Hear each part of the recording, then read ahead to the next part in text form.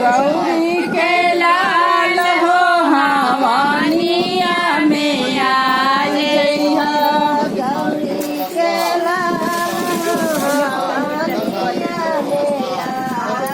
अपने तैया संग में शंकर जी के ले अइहा।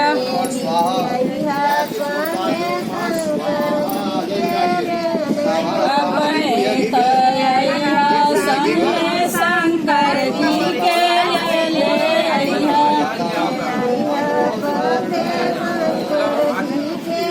संगवा में गौरा के ले अइहा जरूर हो हवानिया में आई जइहा।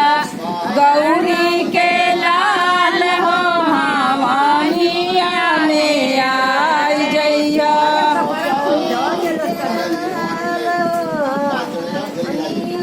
आई जइहा गौरी के लाल हो हवानिया में आई जइहा।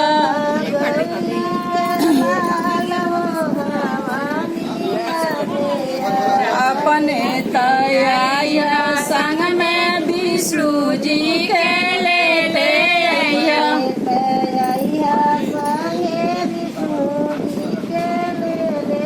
अपने तैया संग में विष्णु जी के ले अइहा।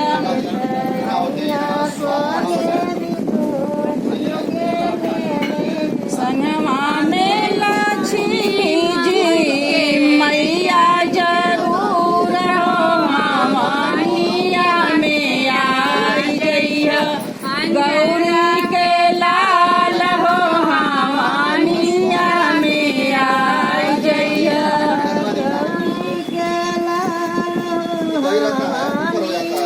में आई जइहा।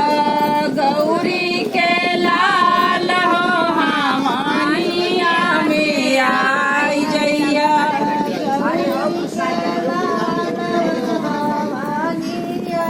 अपने तैयाई संग में ब्रह्मा जी के ले आई।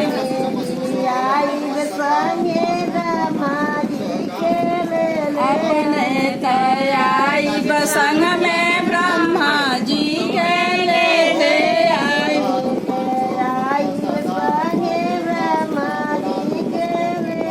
सरस्वती मैया के ले आई जरूर हो हवानिया में आई जइहा।